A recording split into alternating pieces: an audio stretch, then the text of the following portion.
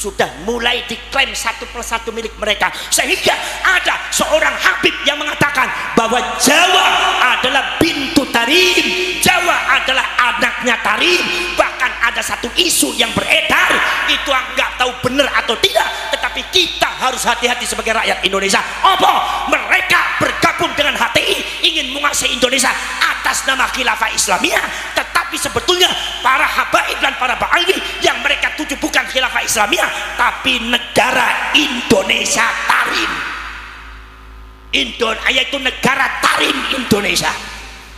Assalamualaikum warahmatullahi wabarakatuh. Saudara sekalian dimanapun Anda berada, pada kesempatan kali ini kita akan sama-sama menyaksikan sebuah video yang berjudul Pembelokan Sejarah Kemerdekaan oleh Habib dan Cerita Khurafat. Nah, jadi ini merupakan video terbaru dari Gus Abbas atau Sayyid Abbas. Nah, jadi di sini isinya semuanya daging semua. Nah, jadi sesuai judul video yang saya buat, yaitu yang sudah Anda baca. Nah, jadi saya sarankan supaya nonton video ini mulai dari menit ke-40 supaya jelas semuanya. Oke, mari kita sama-sama simak video berikut. Insya Allah para ulama, para kiai yang masuk di dalam perjuangan Wali Songo Indonesia dan Laskar Sabilillah ini adalah warga NU yang berani secara tegas menolak pembelokan sejarah yang dilakukan oleh habaib, menolak daripada pembelokan situs-situs pemalsuan makam-makam dan situs-situs yang dilakukan oleh habaib, termasuk juga menolak doktrin-doktrin habaib yang nyata-nyata bertentangan dengan agama, bertentangan dengan akidah, bertentangan dengan syariat, dan bertentangan dengan ajaran leluhur Nusantara sing disebut ajarannya Wali Songo. Kina pembadan niki sing wani iki kumpule ning PWI, sing wani iki kumpule dumateng Laskar Sabilillah. Milo syaratnya dadi Laskar Sabilillah, syaratnya mung setunggal. Apa? Ya wani, sing ora wani gak usah melu. Kenapa mboten? Kenapa mboten? Jadi para sedherek, para sedulur, maka dari itu dari sejarah pendirian daripada PWI dan Laskar Sabilillah, maka kita bisa menyatakan bahwa PWI dan Laskar Sabilillah itu bukan tandingannya NU, itu bukan berseteru dengan NU. Laskar Sabilillah ini adalah proses justru semuanya adalah warga Nahdlatul, dan untuk memperjuangkan ke-NU-an, sebab fakta sejarah sementara ini yang berkaitan dengan pergerakan Ba'alwi dan Habaib ini banyak dirugikannya adalah orang-orang Lah kenapa orang Muhammadiyah, orang anak korban wong Muhammadiyah? Karena di Muhammadiyahnya nggak ada Habaib. Habaib itu kumpulan yang wong NU kabeh. Gimana mboten? Saudara-saudara sekalian, ini banyak yang jadi muhibbinnya, yang kadang-kadang jadi korbannya adalah warga Nahdlatul Ulama. Maka dari itu saudara-saudara sekalian, banyak korbannya orang-orang NU. Makanya orang-orang NU, para syekh, para rasul yang kerap kadang-kadang datang kepada saya, itu adalah orang-orang NU yang sadar terhadap doktrin-doktrin sing ora bener. Contohnya nopo? Doktrin barokah, doktrin barokah dan syafaah. Kula kali panjenengan iki masyarakat Seragen sedang menghadapi satu klan di mana klan itu mengglorifikasi diri sendiri. Glorifikasi ngertos napa mboten? Paham napa mboten? Gak ngerti?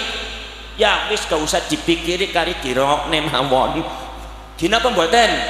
Glorifikasi itu adalah satu klan Ba'alwi yang mensucikan dirinya sendiri, seolah-olah klan Ba'alwi itu lebih tinggi daripada rakyat Indonesia, seolah-olah kiai mereka lebih hebat daripada kiai Indonesia, seolah-olah leluhur mereka lebih hebat daripada leluhur Indonesia, seolah-olah peradaban mereka lebih hebat daripada peradaban Indonesia, seolah-olah mereka itu adalah barisan orang-orang yang suci, seperti hanya barisan para malaikat yang tidak boleh ditentang, yang tidak boleh dikritik, sing ora oleh dilukai dengan satu doktrin. Siapa saja yang melukai, siapa saja yang menyakiti Habib, berarti tidak akan mendapatkan syafaatnya Rasulullah. Di sini maka masyarakat Jawa, masyarakat Indonesia dibutakan dengan doktrin-doktrin yang sangat menyesatkan. Nggih napa mboten? Lah semenika panjenengan tidak usah takut. Apa sebabnya? Sebab data empiris sejarah sudah dibuktikan oleh Ki Imaduddin Al-Bantani. Bukan sekedar Ki Imaduddin Al-Bantani saja, tetapi juga para ulama zaman dahulu, termasuk Syarif Aunur Rafiq, seorang raja abad ke-13, Raja Hijaz, itu sudah menyatakan bahwa kaum Ba'alwi sing disebut mari wong sagene Habib itu bukan cucunya Rasulullah, nasabnya nasab palsu. Paham napa mboten? Paham napa mboten? Kupinge bolong napa mboten? Bolong napa mboten? Ini tentunya berdasarkan kajian data, bukan berdasarkan kajian sembarangan. Datanya diambil, ilmu nasabnya dipelajari, bukan sekedar oleh kiai kita, Kiai Imaduddin Al-Bantani, tetapi ini sudah banyak, termasuk Syarif Audah dari Mesir menyatakan bahwa nasabnya Ba'alwi itu batal. Disebutnya nasabnya adalah batilun ghairu sahihin, wis batal gak bener sisan. Banyak pencangkokan nasab, banyak orang-orang yang disebutkan di dalam nasabnya diduga itu adalah tidak ada jeluntrungnya, jare bahasa intelektualnya ahistoris, ning jeluntunge gak ono. Maka dari itu para profesor, ini data-data sejarah Pak, termasuk Syarif Audah, termasuk juga Naqobatul Ashraf yang ada di Irak, Naqobatul Ashraf yang ada di Jordan, yang terakhir kali adalah Syarif Samsuddin Syarafuddin yang ada dari Yamannya sendiri, mengatakan bahwasannya nasab daripada Ba'alwi itu nasabnya nasab palsu. Mereka mengklaim dirinya sebagai cucunya Rasulullah dengan mencangkokkan nasab dugi dumateng Kanjeng Nabi, dugi dumateng Said Ahmad Al-Muhajir, dan itu ternyata sejarah gak ono. Bahkan mereka semua mencangkokkan nasab dumateng Kanjeng Nabi, tujuannya sudah tujuan tidak benar, yaitu adalah tujuan politik, menguasai Yaman, menguasai Hadramaut, dan datang di Indonesia dengan framing cucu Kanjeng Nabi ingin menguasai Indonesia. Maka di sini rakyat Sragen harus segera bergerak. Siap napa mboten? Siap napa mboten? Siap napa mboten? Iki milu wong Jawa aja kalah kadari wong Yaman. Wong Jawa, generasi Jawa jangan kalah dengan generasi Hadramaut. Kenapa mboten? Jadi para syarif para dulur, niki fakta sejarah. Fakta sejarah bahwa mereka itu mendoktrin rakyat Indonesia wis gak bener. Gak bener pripun? Contohnya kados ngeten, Mbah buyute nyong, mbah buyute aku iku bisa memadamkan api neraka jahanam. Lho nyong arep takon wong Sragen, percaya napa boten sampean? Percaya apa tidak? Kalau ada seorang Habib katanya bisa memadamkan api neraka jahanam, percaya apa tidak orang Sragen? Berarti jelas ini batil apa boten? Atas nama karomah, atas nama barokah, tapi batil gak bener ini. Gini apa mboten? Gini apa mboten? Sampean mau percaya apa mboten?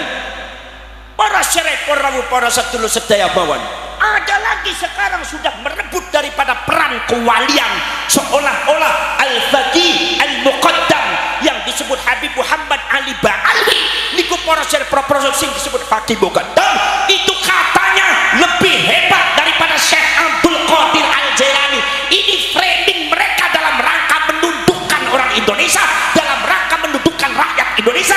Sebab rakyat Indonesia dari dulu ketika panjenengan kabeh niku mempelajari Wali Songo sudah ditanamkan satu doktrin keagamaan bahwasanya anggene Fatihah setunggal teng Kanjeng Nabi, nomor kali teng sahabat, tabiin dan tabiin selajenge Fatihah dumateng Sultanul Aulia Syekh Abdul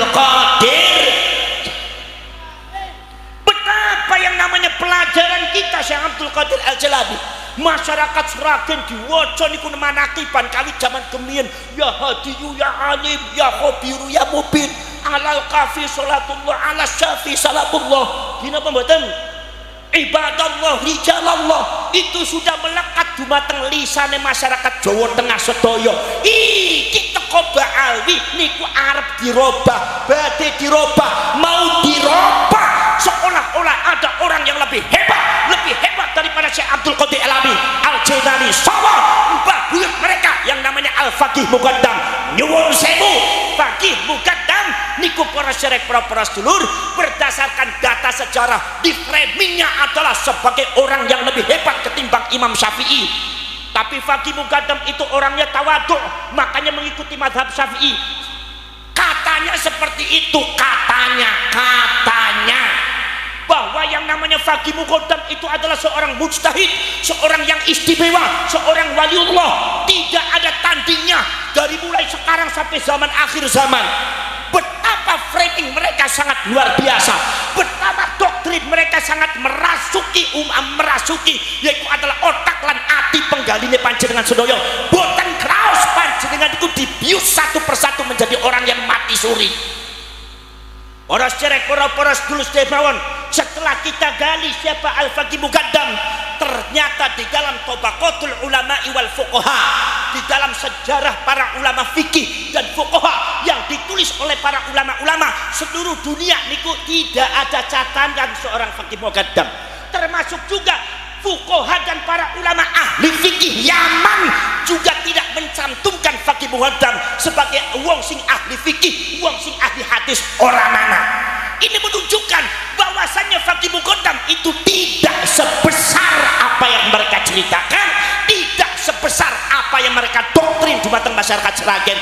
Ternyata kalau seumpama mereka memframing bahwasanya Faqih Muqaddam itu lebih hebat daripada Syekh Abdul Qadir Al-Jailani, nyuwun sewu, Syekh Abdul Qadir Al-Jailani karyanya ada, sejarahnya ada, muridnya ada, catatannya ada. Tapi ne Faqih Muqaddam sejarah ora dana, catatannya ora nana, karyanya tidak ada, muridnya tidak ada.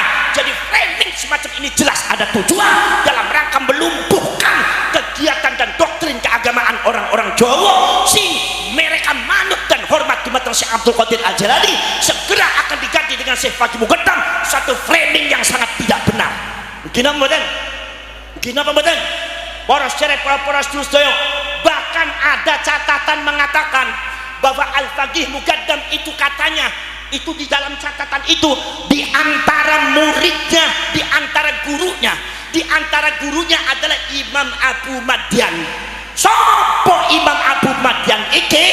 Imam Abu Madyan, kalau memang betul catatan sejarah Faqih Muqaddam adalah muridnya Imam Abu Madyan, masyarakat Sragen harus tahu bahwa Abu Madyan adalah muridnya Syekh Abdul Qadir Al-Jailani.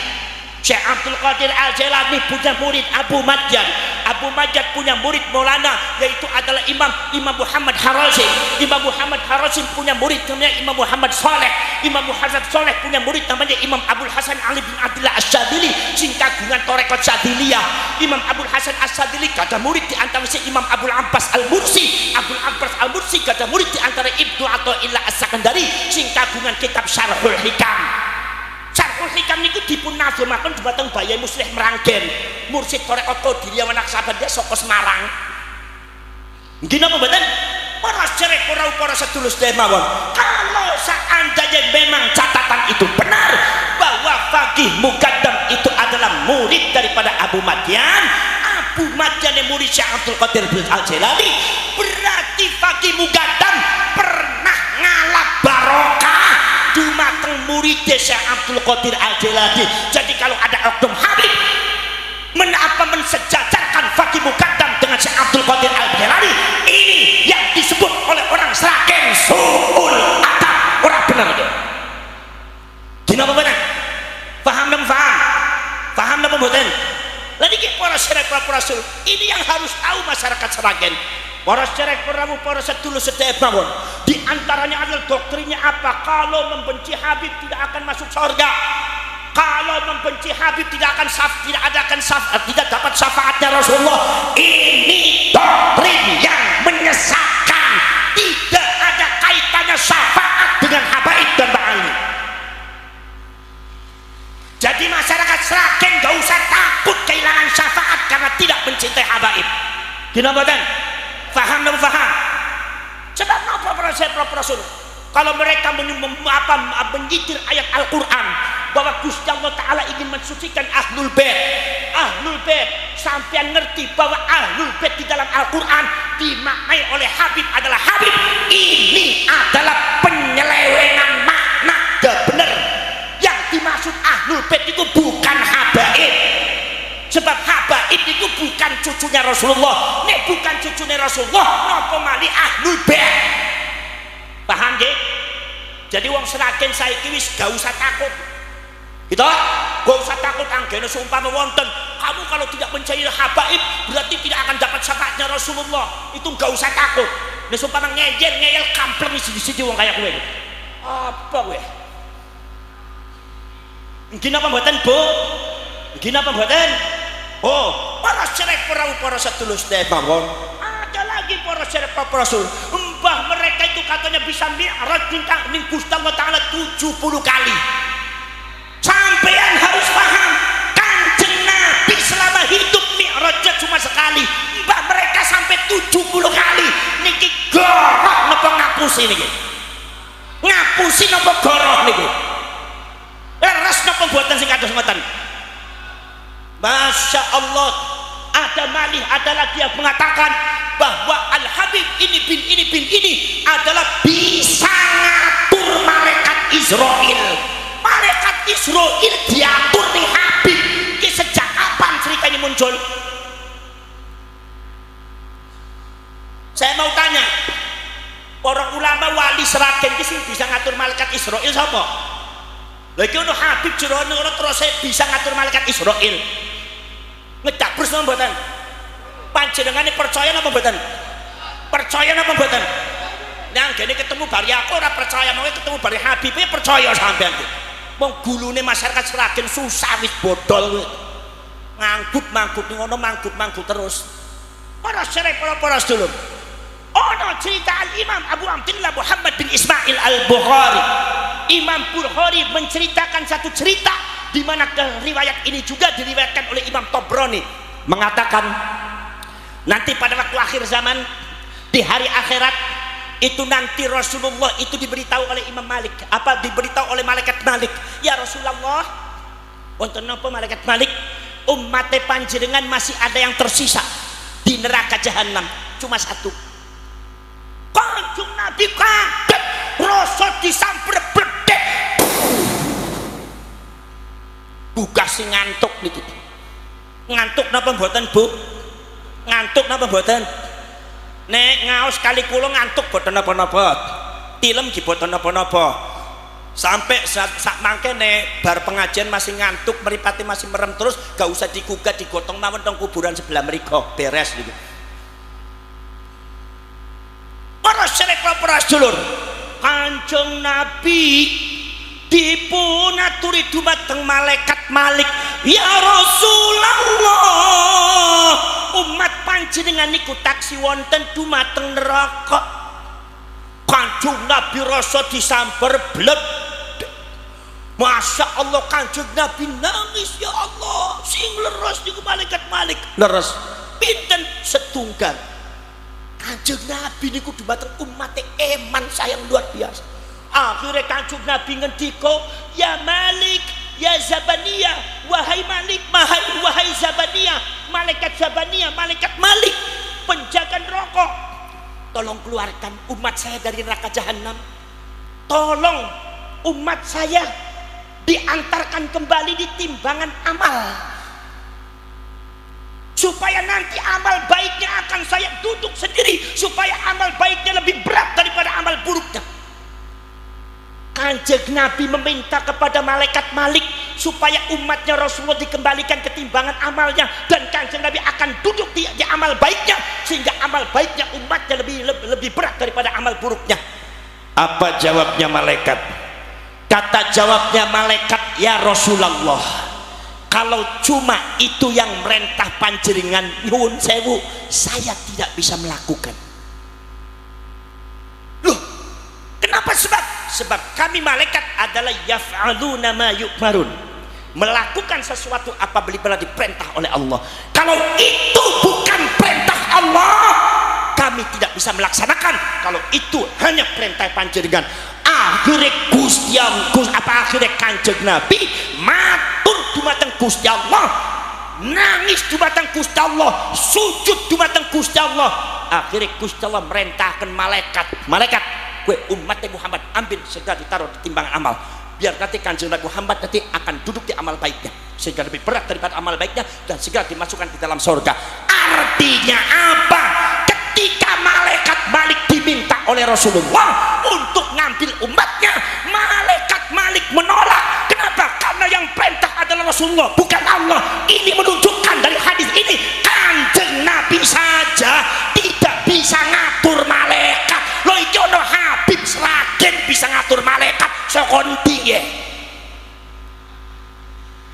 Ngedabrus napa mboten? Ngedabrus napa mboten? Le panjenengan percaya bre panjenengan mangke gadah torekot anyar napa torekot ngedabrus iya. Nggih napa mboten? Lah iki para sedherek ini berdasarkan fakta sejarah. Kalau seumpama kula kali panjenengan kabeh para sedherek sedulur meluruskan sejarah di tanah Jawa itu sejak zamannya Belanda sudah dibelokkan. Bahkan saya mendengar saudara-saudara sekalian bahwa babat tanah Jawa pun itu atas dasar perintah Belanda, sehingga banyak cerita-cerita yang tidak benar, termasuk cerita tentang masalah sejarah Amangkurat I yang katanya itu membunuh 5.000 ulama yang suka kepada istrinya orang. Itu saudara-saudara, ini adalah cerita Belanda dalam rangka menunjukkan, memframing negatif, membuat asumsi yang negatif terhadap tokoh-tokoh Indonesia. Untung Amangkurat I begitu meninggal dunia Allah membuktikan jasadnya baunya wangi. Begitu dikubur, digali tanahnya wangi, sekitarnya bau wangi. Yang menyaksikan bukan 1-2 orang, ribuan orang menyaksikan sampai 41 malam bau wangi. Maka di Tegal di kuburannya disebutnya Tegal Wangi, Tegal Arum. Allah yang membuktikan, Allah yang mengklarifikasi ini adalah orang soleh, ini adalah orang benar, tapi di framing oleh Belanda sangat jahat, sangat tidak benar, sehingga banyak panjenengan sedaya salah paham dumateng Amangkurat I. Ini kehebatannya Amangkurat. Dan ini para sedulur terjadi juga pada setelah Belanda boten wonten, sejarah Indonesia dibelokkan oleh beberapa habaib. Katanya Indonesia tanpa habaib tidak bisa merdeka. Semacam ini benar apa salah? Indonesia katanya tanpa habaib tidak bisa merdeka. Ini orang Sragen harus tegas. Ini salah apa benar? Kalau sampean bilang salah, kenapa sampean diem? Ya wis, ujung-ujungnya gak wani kaya gitu. Kita di menusak kecingan nemen ke wong Sragen. Kejaba wani nek ana kula wani nek kene kulane mulih ya ora wani malih sampean sempro sampean iki. Ora sedulur, apakah benar tanpa Indonesia, tanpa Indonesia tanpa habaib orang bisa merdeka? Jelas orang benar. Buka fakta sejarah bahwasanya habaib saking nyaman yang mendatangkan adalah Belanda. Yang mendatangkan siapa? Siapa? Sing keras. Yang mendatangkan habaib siapa? Ngomong londo pe susah nemen cangkemmu gitu. Dadi menusa kecing-keceng nemen wong Sragen itu. Yang mendatangkan habaib iku sapa? Londo. Lah kok takon londo iku sapa? Penjajah. Berarti habaib iku anteke ben. Paham? Kupinge bolong, ojo disumpeti. Gina mboten? Ya kadang-kadang susah kita masyarakat Seragen niku tengah jengan kulong dimangkut-mangkut tengah ngajengane Habib mangkut-mangkut mani kampleng siji-siji ya. Mungkin apa mboten? Sing dukikaken habaib kula abad ke-19, abad keberapa? Abad ke-9. Mbah Hasyim Asy'ari sudah ada, Kyai Nawawi Banten wis ana, Mbah Yai Soleh Darat wis ana. Nggih. Lha iki para syirik para sedulur, sekarang mereka yang mendatangkan itu adalah Belanda. Sing Yaman dugi teng Indonesia ngangge nopo? Ngangge kapal. Kapale sapa? Ya kapale Londo. Lho si kapale Londo bayar apa ora? Ora bayar, gratisan. Ribuan habaib diangkut dumateng Londo teko ning Indonesia niku ora bayar tapi gratis.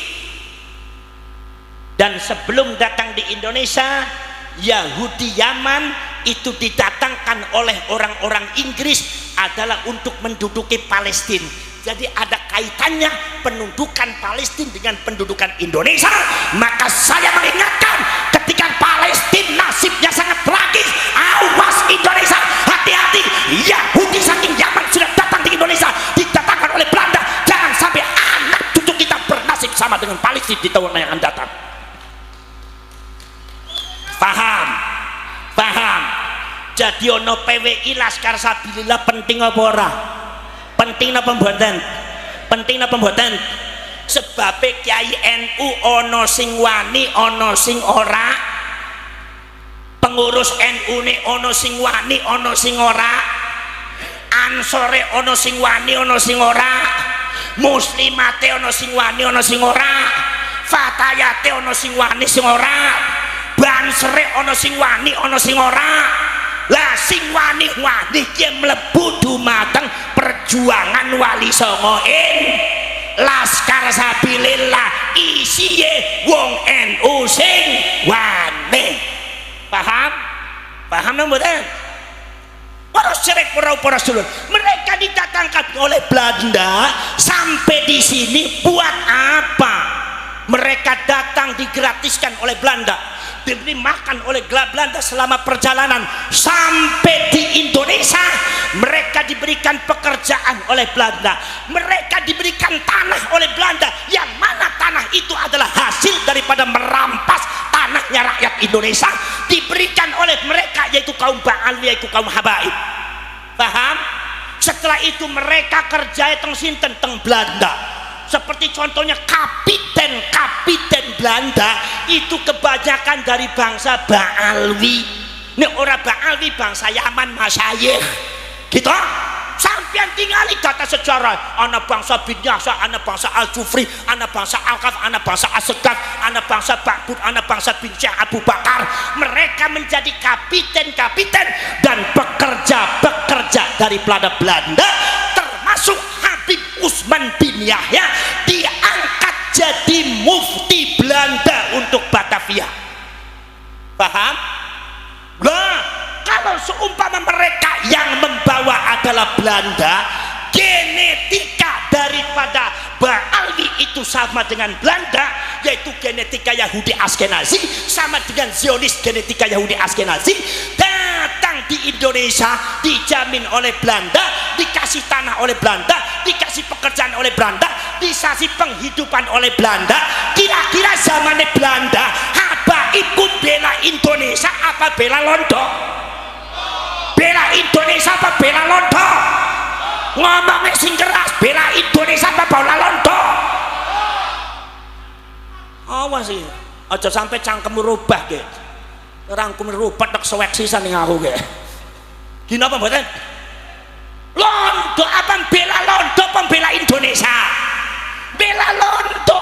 Buktinya apa? Buka catatan sejarah. Beberapa di antara orang yang mengatasnamakan perjuangan Indonesia, beberapa Habib di antaranya ada Habib Abdurrahman Al-Masyhur yang ada di Aceh berkhianat di dalam perjuangan ini, meminta upeti kepada Londo. akhirnya melajeng dumateng Timur Tengah dengan gaji yang sangat besar. Itu berkhianat terhadap perjuangan masyarakat Aceh. Termasuk juga Utsman bin Yahya, mufti yang dianggap diangkat mufti oleh Belanda, kerap kali memberikan fatwa melemahkan perjuangan ini. Pada waktu itu perjuangan kemerdekaan Indonesia dipimpin oleh ulama-ulama Torekoh, Mbah Yai Asnawi Kudus gitu, Mbah Yai Nawawi Banten, Syekh Ahmad Khotib bin Abdul Latif sing ana ning Minangkabau, Syekh Burhanuddin Asumatrani Sumatera Barat, ingkang wonten dumateng Aceh Syekh Abdul Rauf As-Singkil Aceh, ngantos dugi dumateng Surabaya, para lora-lora pada bujuk-bujuk ingkang wonten dumateng Madura niku seluruhnya toreko Satoria, toreko Qadiriyah, toreko Naksabandia, toreko Qadiriyah Naksabandia, toreko Junaidiyah, toreko Khalwadiyah, toreko Syadziliyah, toreko Tajijaniyah. Iki para syarif Rasul semua yang menggerakkan perjuangan rakyat Indonesia untuk melawan Belanda, itu adalah ulama toreko. Maka ketika Belanda menghadapi perlawanan, yaitu adalah ulama-ulama toreko yang sangat luar biasa, dengan pucuknya bomnya ada pada waktu perang Diponegoro 1825, di mana Diponegoro itu juga termasuk pengamal torekot, ulama torekot. Maka ini Belanda harus melumpuhkan ulama torekot. Bagaimana caranya? Caranya meminta kepada Habib Utsman bin Yahya untuk mengeluarkan fatwa. Maka dikeluarkan fatwa dalam rangka mengendorkan perjuangan rakyat Indonesia, dalam rangka menghancurkan benteng rakyat Indonesia, dalam rangka menjauhkan rakyat Indonesia dengan para ulama. Berapa fatwane? Fatwane adalah terus Habib Utsman bin Yahya mengatakan ulama toreko yang ada di Indonesia adalah sesat, itu jalannya setan dan iblis. Paham? Akhirnya sampai geger Cilegon terjadi, sampai geger sampai sing wonten Jogja, sampai geger wonten dumateng Surabaya Madura, sampai wonten dumateng Aceh Maluku. Napa sebabnya? Ulama toreko dianggap sesat oleh orang-orang Belanda yang mendukung Belanda, muhibbinnya Belanda, dan termasuk muhibbin Ba'alwi Habaib ketika itu. Akhirnya ngejar ulama toreko se-Indonesia. Ulama toreko banyak yang dibantai, banyak yang dibunuh, banyak korbannya ribuan ulama toreko. Itu fatwanya Habib Utsman bin Yahya membunuh banyak ulama toreko. Nih kayak gue berarti nih Habib Utsman bin Yahya niku bela Indonesia apa bela Londo? Londo apa Indonesia? Si ono Habib sing ngomong kayak gue, anggene orang anak Habib, Indonesia tidak merdeka. Si model kayak kampleng cangkeme sisan. Wani apa ora? Takoni jawabe gak tegas nemen yang raget. Gina mboten? Jelas ora bener, gina mboten? Para syarif para sedulur. Jadi para syarif para sedulur, kami bergerak, rakyat Indonesia bergerak, rawe-rawe rantas ijo royo, yaitu adalah malang-malang putung. Panjenengan rapatkan barisan, kemudian rapatkan barisan, segera derap daripada langkah kita disamakan. Ayo kalau kali panjenengan bentuk Laskar Sabilillah PWI seluruh Indonesia dari Sabang sampai Merauke untuk membentengi kita semua dari doktrin perlawanan terhadap orang-orang Ba'ali semua benar ya. Paham napa mboten? Paham napa mboten? Para syarif, para sedulur, sampean kudu ngerti kejadian Indonesia tahun sekarang itu sama dengan kejadian Palestina tahun 45. Sampean ngerti pada waktu tahun 20 sampai tahun 46 terjadi eksodus besar-besaran, eksodus paham napa mboten? Gak paham meneh, susah ngomong kali wong Sragen iki gak paham terus. Eksodus paham napa mboten? Budalan paham nggih? Tiang-tiang niki saking Eropa itu diangkut dengan kapal-kapal Jerman mampir di Palestina, di pelabuhan Haifa. Setelah turun ternyata isinya kapal itu ratusan kapal. Ternyata kapal itu isinya adalah orang-orang yang lusuh, tampangannya lusuh, orangnya kurus-kurus. Ternyata mereka adalah bangsa Yahudi Askenazi, di mana yang di Eropanya diusir, di Jerman dibunuh oleh Hitler, yang lainnya nggak diterima. Masyarakat Eropa tidak menerima Yahudi Askenazi, suruh keluar dari bangsanya, suruh keluar dari negaranya. Maka akhirnya semua Yahudi Askenazi itu banyak yang keluar mampir di Palestina tahun 1945, dari mulai tahun 1920. Tambah kata. Pada waktu pertama kali datang, ribuan orang datang menggelar spanduk. Spanduknya langsung dibentangkan. Apa spanduknya isinya adalah, wahai orang Palestina, kami di Eropa diusir, kami di Jerman dibantai, maka wahai masyarakat Palestina, jangan pupuskan harapan kami untuk menerima kami. Nyuwun sewu, masyarakat Palestina ku persis kaya wong Jawa. Jawa nek Arab niku Palestina. Anggah ungguhe mboten sekecuane penggaline niku sae. Akhirnya mereka diterima. Begitu sudah diterima, tambah banyak, akhirnya ratusan ribu orang berdiam di Palestina. Masyarakat Eropa sudah mengingatkan, wahai masyarakat Palestina, kami mengusir mereka bukan tanpa alasan, kami mengusir mereka bukan sembarangan, tapi kami mengusir mereka dengan alasan yang kuat. Apa alasannya? Karena mereka itu adalah kumpulan dari orang-orang yang tidak benar, kumpulan daripada pembegal dan perampok negara. Di sana di negara kami berusaha untuk mendominasi, melecehkan suku-suku yang lain, meninggikan sukunya sendiri, menginjak daripada tokoh-tokoh kami, bahkan membelokkan sejarah-sejarah yang ada di Eropa, termasuk juga memalsukan situs-situs yang ada di Eropa, bahkan akhirnya menginjak-injak dan menanamkan doktrin-doktrin yang tidak benar di kalangan masyarakat Eropa. Wahai masyarakat Palestina, kata orang Eropa, Anda menerima tamu yang salah. Saya peringatkan kepada Anda, harus hati-hati. Akhirnya para sedulur, pada waktu itu orang Palestina tidak mau mendengarkan orang Eropa nasihatnya.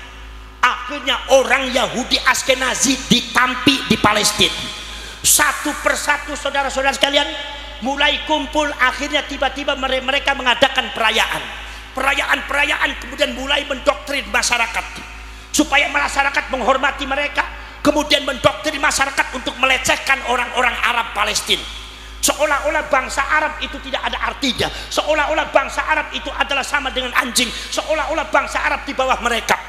Akhirnya pada tingkatan selanjutnya, bukan sekedar sejarah yang dibelokkan, sejarah yang diklaim, tetapi pemalsuan makam, membuat makam palsu tahun 45-46, satu sejarah Palestina yang tidak mungkin bisa dihapus. Persis kaya ning Jawa, kaya ning Indonesia. Pemalsuan makamnya, pembelokan sejarahnya, framing bahwa mereka itu adalah seorang keluarga yang suci, tidak boleh disentuh dengan kesalahan. Saudara-saudara sekalian, akhirnya tiba-tiba mereka mengklaim daerah, bahwasanya daerah ini adalah daerahnya mbah kami, buktinya ada kuburannya. Daerah ini adalah daerah kami, buktinya ada kuburannya. Yang menciptakan daerah ini adalah daerah mbah kami, ini kuburannya ada. Ini bukan milik orang Arab Palestina, tapi milik keluarga kami. Akhirnya saudara-saudara sekalian, tambah lambat laun, mereka menyergap masyarakat Palestina, mereka menguasai satu persatu tanahnya, persis koyoning Indonesia. Sekarang sudah mulai di framing Haul Demak, di mana yang dihauli adalah Habib. Haul Agung Solo, Ki Ageng Solo niku boten dihormati, boten dihauli, sing dihauli Habib.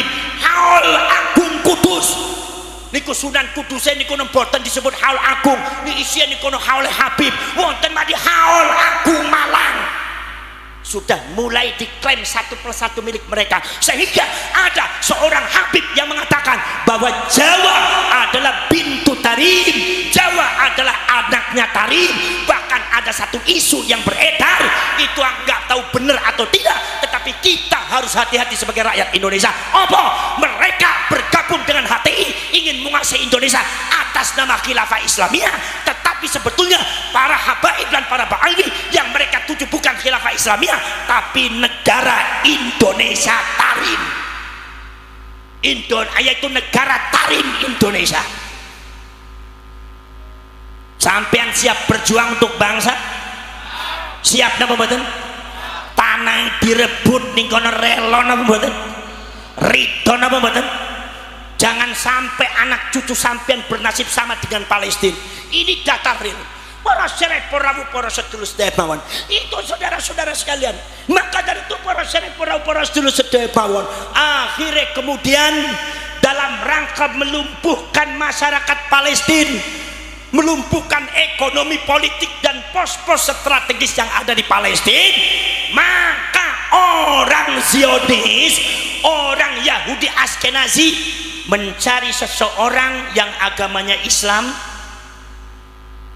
yang pinter moco kitab, sing pinter Al-Quran, apal Quran, agamanya Islam tapi genetika bangsa Yahudi Askenazi. Carinya di mana? Nyarinya ya di Yaman, Hadramaut. Sebab Hadramaut itu tempatnya orang Yahudi. Makanya zamannya Rasulullah, Hadramaut itu masih belum termasuk Yaman. Zamannya Rasulullah, Hadramaut dan Tarim, daerahnya Habib, itu masih belum termasuk Yaman. Hadramaut dengan Tarim dimasukkan ke Yaman itu abad ke-19. Jadi kalau Kanjeng Nabi donga muga-muga Gusti Allah barokah Yaman, artinya bukan Hadramaut, karena zamannya Rasulullah Hadramaut dan Tarim bukan Yaman. Jadi ki Habib aja kok dalil kaya kowe, ora bener ya. Paham? Dan dihapusi terus ya. Mungkin apa mboten? Para syarif, para sedulur sedaya bangun niku akhirnya diambillah orang yang namanya Syekh Fadil Abdullah. Syekh Fadil Abdullah itu orang Yaman, genetika Yahudi, apal Quran, wonge pinter, alim, hatinya pinter, didatangkan oleh orang Zionis, agama Islam tapi fanatisme Zionisnya, fanatisme daripada Yahudinya lebih hebat daripada agamanya. Begitu didatangkan di Palestina, sedikit-sedikit itu namanya Syekh Fadil Abdullah mempengaruhi masyarakat, ngajar di masjid-masjid, ngajar tafsir, ngajar hadis, ngajar kitab-kitab. Begitu akhirnya muridnya tambah banyak sampai ribuan orang. Itu Syekh Fadil sampai disebut oleh orang-orang Palestina sebagai waliullah, kekasih Allah. Ketika melihat ke atas kelihatan ars dan kelihatan loh mahfud, framing yang luar biasa sudah mulai dimainkan oleh orang Yahudi. Padahal dia itu Syekh Fadil Abdullah adalah mata-mata Zionis. Masya Allah, wirid zikirnya luar biasa, mengadakan istighosah untuk keselamatan Palestina, luar biasa. Itu Syekh Fadil Abdullah, muridnya ribuan, muhibbinya ribuan, apal Quran sampai terakhir diangkat menjadi imam besar Masjidil Aqsa. Ngajine teng Masjidil Aqsa, muridnya ribuan, disebutnya waliullah. Orang Palestina nggak sadar kalau dia itu adalah mata-mata Zionis, mata-mata Yahudi Askenazi.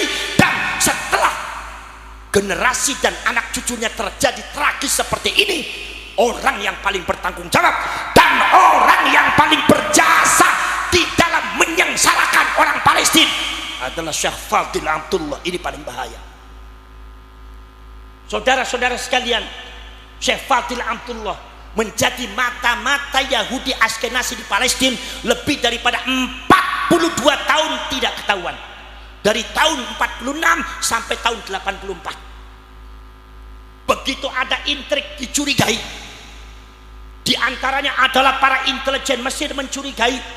Begitu mencurigai, Syekh Fadil Abdullah langsung tutup semuanya, menutup diri. Dia langsung mengadakan pendekatan di kalangan militer, di kalangan kepolisian sampai diangkat menjadi penasehat khusus militer dan kepolisian yang ada di Palestina dan ada di Mesir. Ini cerita mereka. Akhirnya mereka tidak tahu lagi siapa itu Syekh Fadil. Itu hebatnya Syekh Fadil Amtullah, bagaimana mengkamuflasekan dirinya sebagai pejuang. Di saat ceramah dia bicara Palestina, nasionalisme Palestina.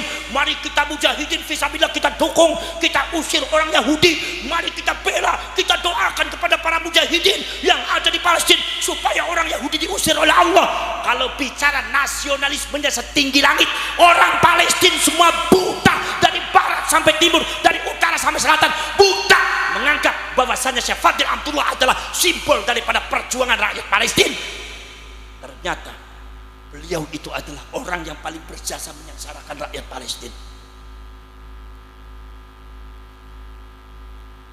Ya, melongone sampean ki melongo ngerti napa melongo keder sampean? Wong Sragen melongo gawe keder aku sing delok. Keder napa keder? Keder napa keder? Lapor sare propros dulur, Allah Maha tahu. Allah Maha hebat. Wa makaru wa makarallah wallahu khairul makirin. Mereka bisa berbuat makar, makrul lail, telenge wengi, wong mengendap-endap, semua orang tidak tahu, tapi Gusti Allah Maha tahu. Allah buka semuanya, dan pada akhirnya tahun 84 ketahuan ternyata dia adalah mata-mata Yahudi Askenazi. Sejak tahun 46 dah ketahuan. Akhirnya begitu ketahuan, akhirnya dia dihukum gantung dan pakai ditembak mati oleh tentara Palestina. Tapi misinya Syekh Fadil Amtullah sudah selesai. Misinya Syekh Fadil Amtullah sudah berhasil.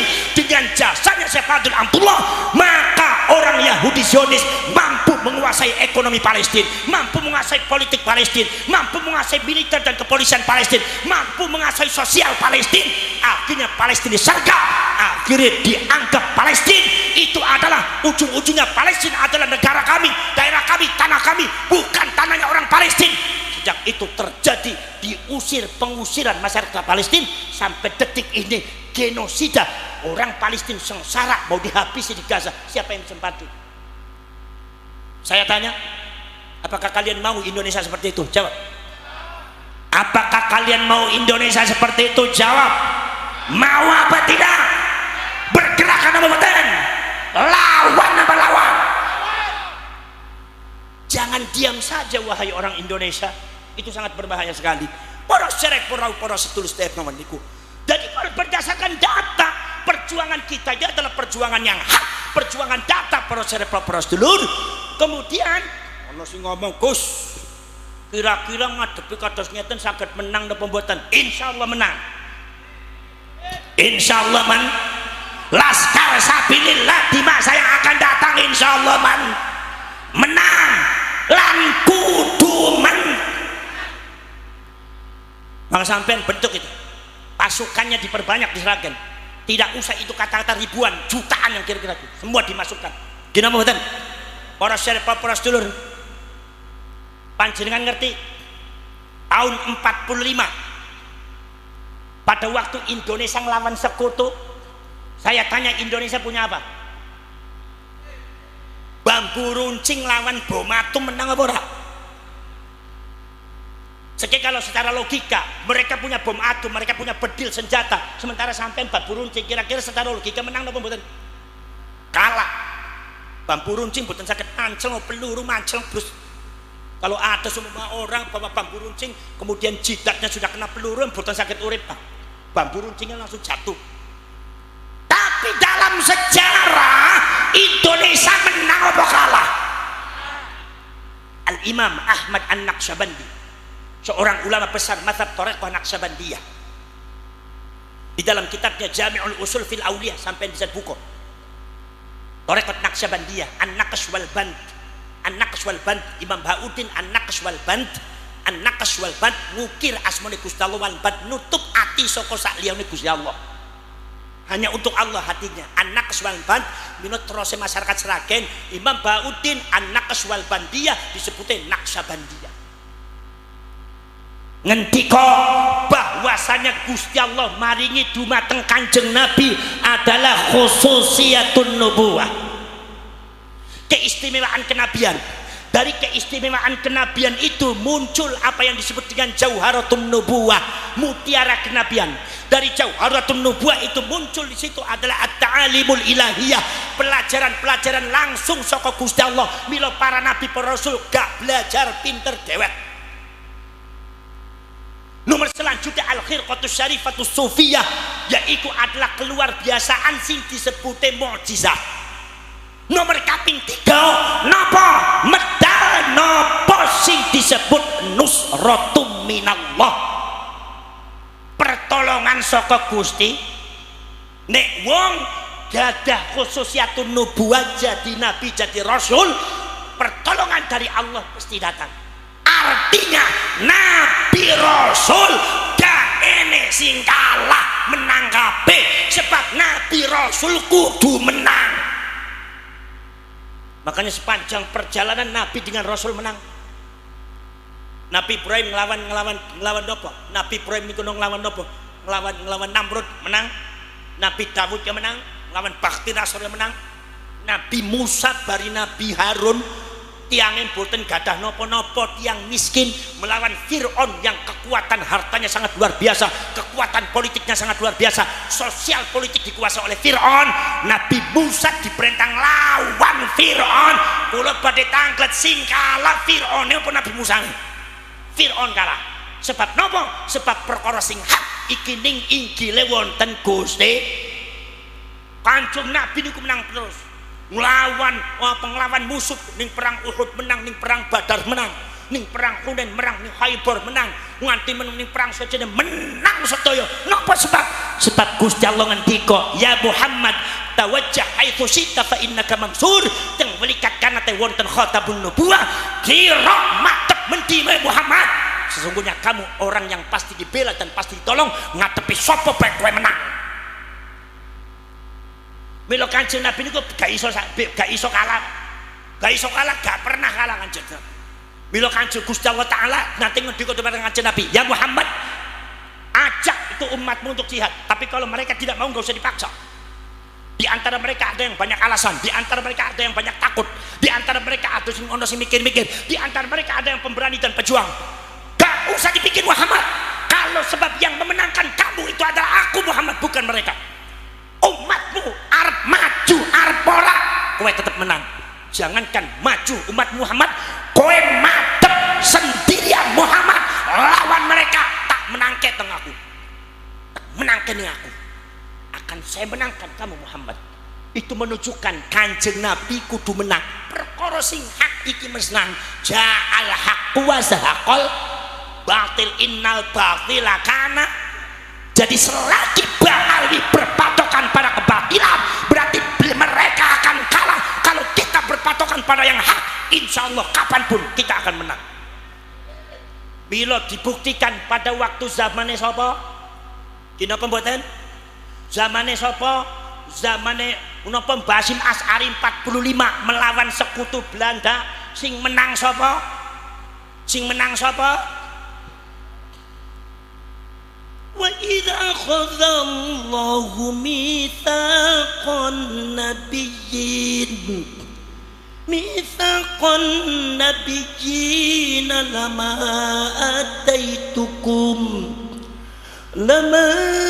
ataitukum min kitabin wa hikmah thumma ja'akum rasulun musaddiqun lima ma'akum latu'minun nabihi wa latansurunnah. Janji Allah wa latansurunnah, memerintahkan seluruh umat manusia supaya nolong Kanjeng Nabi. Nusratu minallah. Mila subhanallah, bapak tuai sampean ngadepi londo niku modale napa? Modal nekat gitu. Nek londone sekutu kali Inggris bercampur, Amerika Jerman bercampur, pesawate bome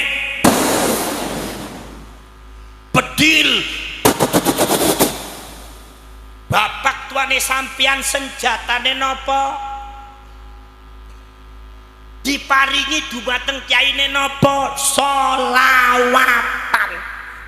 sholat Basim Asy'ari ngendika menurunkan resolusi jihad Mbak Abbas ya tampil ya ayyuhan nadhiyun wahai wa ya ayyuhal mu'minun wal mu'minat infiru khifafan wa thiqalan wajahidu bi amwalikum wa anfusikum fi sabilillah rawe-rawe rantas ijo raya-raya rapatkan barisan sing-singkan lengan baju lantas sekutu Inggris dari Amerika Jerman Belanda kumpul di Surabaya untuk melawan kita mari kita sing-singkan lengan baju seadanya di bawah panci para ulama di bawah ridho Allah dan pertolongan Allah lawan mereka demi untuk bangsa membela bangsa itu bagian daripada agama Masya Allah bapak tuane sampean menyiapkan pasukan saka Suragen siaplah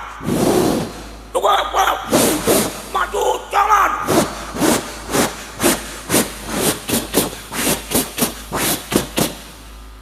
ku kasih ngantuk kenapa boten Masya Allah kabeh niku senjata napa sholawat anak fairun lil huda war rasyad unadi syabab al jihad ubidul khana wal hawa wal fasad wa amdi ilallahi min duni zat siwa taqwa rabbil yaumil ma'ad aku pejuang agama dan bangsa aku pejuang bentengnya ulama aku pejuang Nahdlatul Ulama ku panggil pemuda-pemudi bersama tegakkan keadilan kebenaran mohonlah selalu ampunan Tuhan mohonlah selalu ampunan Tuhan wah sholawatan kabeh dramben saka Sragen metu wah grim kotokan kodang grim kotokan kodang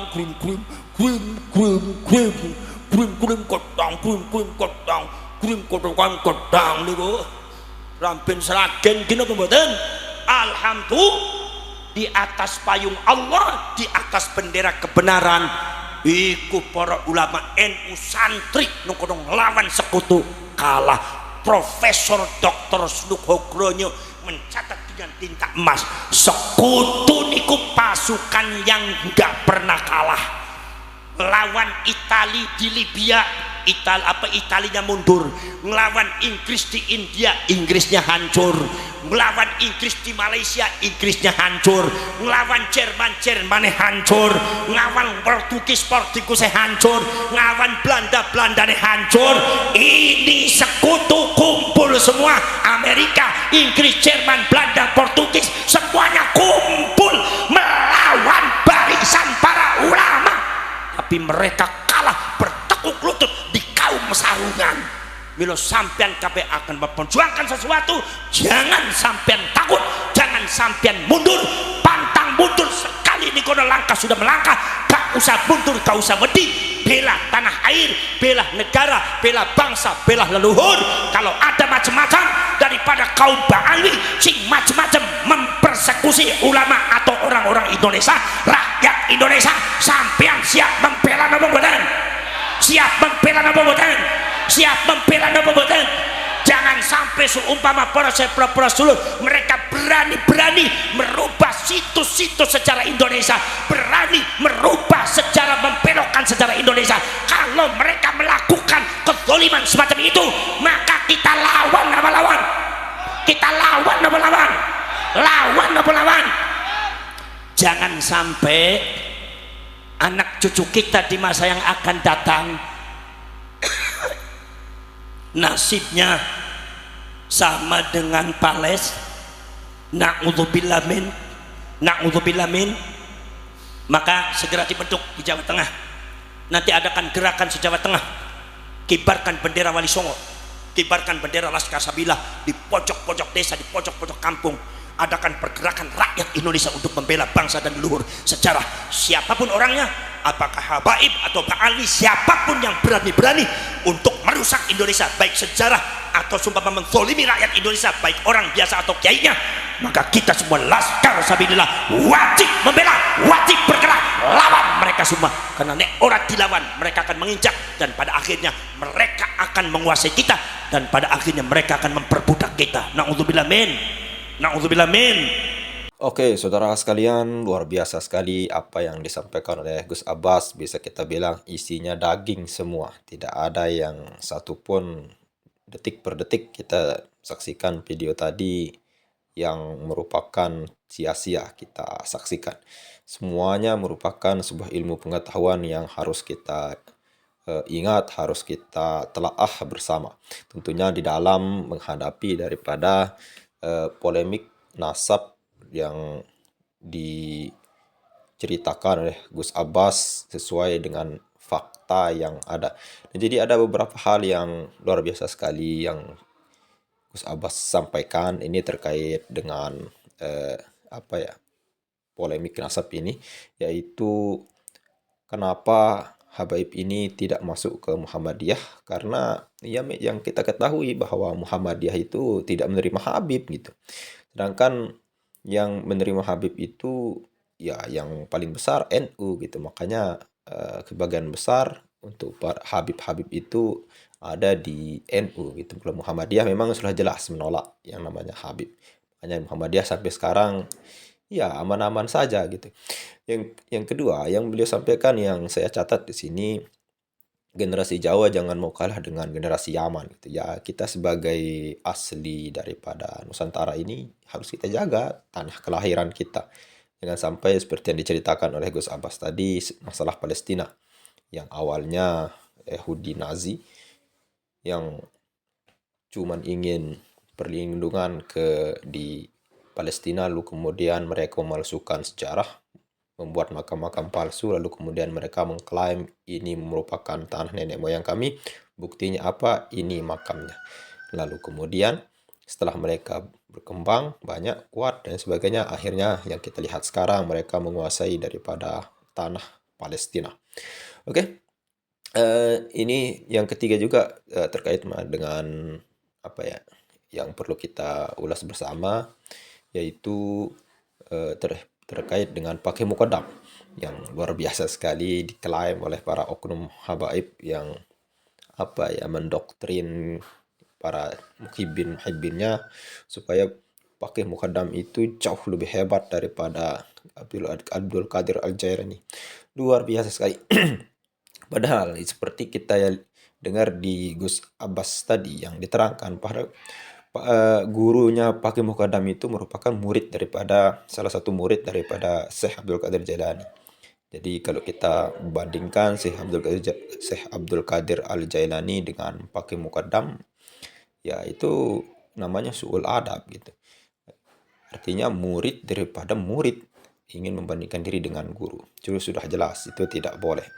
Lalu kemudian cerita-cerita khurafat yang luar biasa sekali, yang ya ini bukan menjadi rahasia, jadi sudah menjadi rahasia umum karena jejak media itu tidak bisa dihapus, saudara sekalian. Cerita-cerita khurafat yang mengagung-agungkan leluhur mereka, seperti Habib bisa memadamkan api neraka, itu kan sudah sering kita dengar. Seperti bisa mengatur malaikat, pakai muqaddam lebih hebat dari Abdul Qadir Al-Jailani. Kemudian Indonesia tanpa Habib tidak bisa merdeka. Itu kan sesuatu hal yang tidak bisa kita hilangkan begitu saja karena terahnya maupun buktinya sudah jelas gitu. Oke, mungkin hanya itu saja yang bisa kita analisis dari video tadi, saudara sekalian. Mudah-mudahan bermanfaat. Dan sekian. Assalamualaikum warahmatullahi wabarakatuh.